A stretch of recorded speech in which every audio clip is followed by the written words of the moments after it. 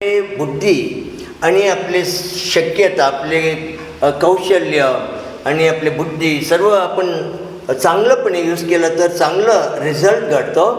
तसंच जर आपण आपली बुद्धी आणि आपले जे शक्यता आहे, गुण आहे, कौशल्य आहे, त्याला नेगेटिव्हिटीमध्ये यूज केलं तर अत्यंत नेगेटिव्ह रिझल्ट येते, विनाशकारी रिझल्ट येते.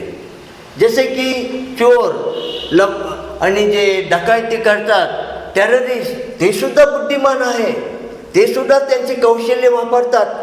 पण कशासाठी? नेगेटिव्हिटीसाठी, चोरी करण्यासाठी, तोडफोड करण्यासाठी, विनाश करण्यासाठी.